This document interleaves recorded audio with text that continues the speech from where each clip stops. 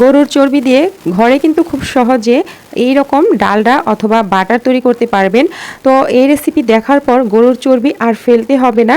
বিসমিল্লাহির রহমানির রহিম। আসসালামু আলাইকুম। আশা করি যে যেখানে আছেন আল্লাহ তাআলার অশেষ রহমতে অনেক অনেক ভালো আছেন। আজকে আপনাদের সাথে শেয়ার করব গরুর চর্বি দিয়ে ডালডা অথবা বাটার তৈরি করার পদ্ধতি। আশা করি এই ভিডিও একটু হলেও ভালো লাগবে। পুরো ভিডিওটার সাথে থাকার অনুরোধ রইল। প্রথমেই আমি এইখানে গরুর চর্বি নিয়েছি। তো এই গরুর চর্বিগুলোকে ফেলে না দিয়ে আপনারা কিন্তু ডালডা তৈরি করতে পারেন। যেটা আমরা বাজার থেকে চড়া দামে কিনে থাকি সেটা কিন্তু ঘরেই তৈরি করা যায় খুব সহজে। আর বাইরে থেকে যে কিনে আনি সেগুলো অস্বাস্থ্যকর হয়ে থাকে। স্বাস্থ্যকর উপায়ে ঘরে কিন্তু একদম সহজেই তৈরি করতে পারবেন। প্রথমে আমি গরুর চর্বিগুলোকে একটু ছোট ছোট করে কেটে নিচ্ছি। তো এইখানে চর্বির মধ্যে কোনো রকম মাংস থাকা যাবে না, শুধু চর্বিটাই নিতে হবে। এরপরে আমি চুলায় একটা কড়াই বসিয়ে দিয়েছি। এর মধ্যে কিছুটা প্রথমে দিয়ে দিলাম, একটু নেড়ে চেড়ে নিচ্ছি। এটা কিন্তু পুড়ে যাবে না। যত গরম হতে থাকবে তত কিন্তু এই চর্বিটা থেকে তেল ছাড়তে থাকবে। তো আমি সবটুকু ঢেলে দিয়েছি। দেওয়ার পরে এটাকে একটু নেড়ে চেড়ে উল্টে পাল্টে দিচ্ছি। তো এখানে আমি কিন্তু বেশ কিছু চর্বি নিয়েছি ডালডা তৈরি করার জন্য। তো এটা একটু সময় লাগবে, যদি অল্প পরিমাণে নেন সেক্ষেত্রে সময়টা কম লাগবে। তো আমি এই যে একটু নেড়ে চেড়ে দিয়েছি।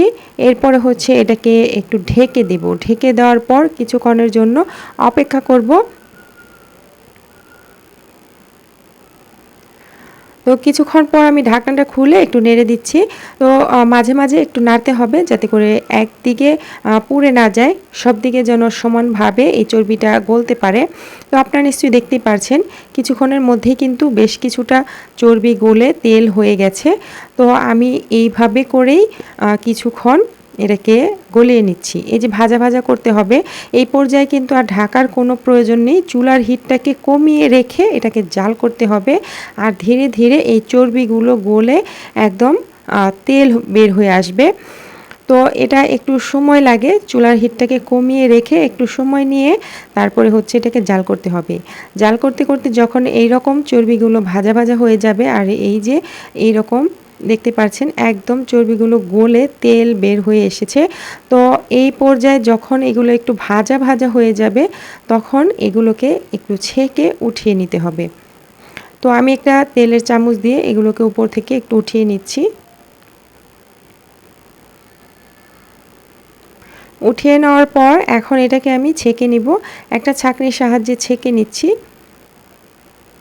এই পর্যায়ে কিন্তু কোনোভাবে প্লাস্টিকের কোনো পাত্রে এটা ঢালতে যাবেন না, তাহলে কিন্তু গলে যাবে প্লাস্টিকের জিনিসগুলো। অবশ্যই সিলভার অথবা স্টিলের পাত্রের মধ্যে এটাকে সেট করার চেষ্টা করবেন। তো এই পর্যায়ে মানে গরম থাকা অবস্থাতে যখন ছেঁকে নেবেন এরকম সিলভার অথবা স্টিলের পাত্রে নিতে হবে। তো এটা আমি ছেঁকে নিয়েছি। এখন হচ্ছে কিছুক্ষণ ঠান্ডা করে নেব। যখন কিছুটা ঠান্ডা হয়ে যাবে তখন আমি একটা প্লাস্টিকের বাটির মধ্যে ঢেলে নিয়েছি। এই যে দেখেন এরকম একটা দইয়ের কাপের মধ্যে নিয়েছি, এটাও কিন্তু গলে যায়নি। তো কিছুটা ঠান্ডা হওয়ার পর ঢাললে গলে যায় না। আর আমি এভাবে সারা রাতের জন্য রেখে দিয়েছিলাম সেট হওয়ার জন্য।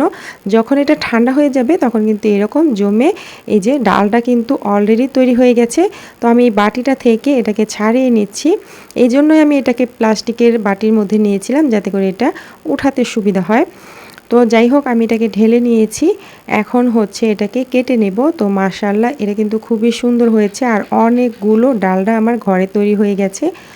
তো এখন হচ্ছে এটাকে কেটে নিচ্ছি। আচ্ছা, এখন কিন্তু অনেকেই হয়তো কমেন্টে বলবেন যে এগুলো খাওয়া খুব একটা স্বাস্থ্যকর না। তারপরেও কিন্তু আমরা খেয়ে থাকি, বাইরে থেকে কিনে কিন্তু খেয়ে থাকি। আমরা যে বাইরে বিভিন্ন বেকারি আইটেমগুলো খেয়ে থাকি সেগুলোর মধ্যে কিন্তু ডালডা ব্যবহার করা হয়। আর ডালডা কিন্তু এইরকম চর্বি দিয়েই তৈরি করা হয়। তো বাসায় যদি তৈরি করি সেক্ষেত্রে এটা অনেকটা স্বাস্থ্যকর হয়। বাইরে থেকে অস্বাস্থ্যকর খাবার না খেয়ে ঘরে কিন্তু তৈরি করতে পারেন।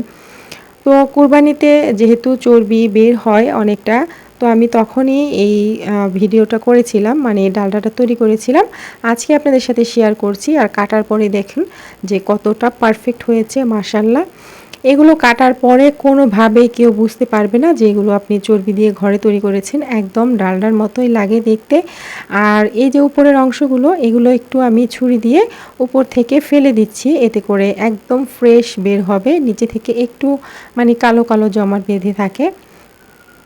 তো সবটুকু আমি এভাবে করে একটু উপর থেকে কালো অংশগুলো ফেলে দিয়েছি, আর এই যে এরকম আছে। তো এখন পছন্দ মতো টুকরো করে এগুলোকে সারা বছরের জন্য সংরক্ষণ করে রাখতে পারবেন, এগুলো কিন্তু নষ্ট হবে না। এগুলো ছোট ছোট পিস করে যে কোনো এয়ারটাইট বক্সে ভরে রেখে দিন, যখন ইচ্ছা তখন ব্যবহার করতে পারবেন। তো আজকের রেসিপিটা যদি একটু হলেও ভালো লেগে থাকে, লাইক কমেন্ট শেয়ার করতে ভুলে যাবেন না। এইরকমই সহজ রেসিপি পেতে চ্যানেলটিকে সাবস্ক্রাইব করে নিয়মিত পাশে থাকবেন। আর যারা ফেসবুক পেজ থেকে দেখছেন তারা অবশ্যই পেজটাকে ফলো দিয়ে রাখবেন। যাই হোক, এগুলো আমি কেটে নিয়েছি। কেটে নেওয়ার পরে এটা কতটা পারফেক্ট হয়েছে সেটাও দেখিয়ে দিচ্ছি। আর এই ডালটা দিয়ে কিভাবে আপনারা বাটার তৈরি করবেন সেটাও কিন্তু দেখিয়ে দিব ইনশাআল্লাহ। তো এই যে আমি এগুলো বের করে নিয়েছি, এই যে এরকম হয়েছে। এগুলো একদম পারফেক্ট হয়েছে, দেখে বোঝার উপায় নেই যে এগুলো চর্বি। তো চর্বি দিয়েই কিন্তু ডালটা তৈরি করা হয়। তো ওইগুলোর মধ্যে হয়তো বিভিন্ন এসেন্স ব্যবহার করা হয়, তো এটা ঘরে তৈরি করা একদম সলিড। তো এগুলো কেটে নেওয়ার পর আমি এখন দেখাবো যে কিভাবে এটা দিয়ে বাটার তৈরি করব। তো এই যে আমি ছোট একটা কাপের মধ্যে ঢেলে নিয়েছিলাম, সেটাকেও বের করে নিয়েছি। এটা খুবই ইজি। তো যখন কিছুটা ঠান্ডা হয়ে যাবে তখন যে কোনো প্লাস্টিকের পাত্রে যদি সেট করা হয় তাহলে উঠাতে সুবিধা হয় এগুলো। তো এখন আমি এই যে এই ডালটাকে কেটে নিচ্ছি এভাবে করে। এখন হচ্ছে একটা ব্লেন্ডার জাগের মধ্যে নিয়ে নিচ্ছি। তো এই ডালটা থেকে যে আমি তৈরি করছি গরুর চর্বি দিয়ে বাটার, এটা যে খুব একটা স্বাস্থ্যকর সেটা কিন্তু আমি বলছি না। তবে আপনারা যে বাজার থেকে কিনে খান নাই কোম্পানির যে কম দামি বাটারগুলো, সেগুলো কিন্তু এভাবে তৈরি করা হয়। এখানে আমি 3 থেকে 4 টেবিল চামচ পরিমাণে রান্নার তেল দিয়ে কয়েক সেকেন্ডের জন্য ব্লেন্ড করে নিয়েছি। ব্লেন্ড করার পর কিন্তু এটা একদম এরকম ক্রিমি একটা টেক্সচারে চলে আসবে, দেখতে পাচ্ছেন। তো এরপরে হচ্ছে আমি এটাকে নামিয়ে একটা বাটির মধ্যে সেট করে নিব। এই বাটির মধ্যে ঢেলে এটাকে নর্মাল ফ্রিজে যদি 2-1 ঘন্টা রেখে দেওয়া হয়, এটা কিন্তু খুব ভালোভাবে সেট হয়ে যাবে একদম বাটারের মতো। যদি বাটারের যে একটা ফ্লেভার থাকে, বাটার এখানে চর্বি দিয়ে তো বাটারের স্মেলটা আসবে না। তো এখানে যদি একটু বাটার এসেন্স ব্যবহার করেন তাহলে কিন্তু হুবহু সেই যে নাইন কোম্পানির বললাম, যে কোনো লোকাল ব্র্যান্ডের যে বাটারগুলো কিনে খান সেগুলো আর মতোই একদম হুবহু লাগবে। তো এই যে আমি এটাকে ফ্রিজ থেকে বের করে তারপর হচ্ছে বাইরে বের করে নিচ্ছি, মোল্ড থেকে আলাদা করে নিচ্ছি। এরপর হচ্ছে কেটে দেখাচ্ছি। এটা কিছুক্ষণ বাইরে রেখে দিলে নরম হয়ে যাবে।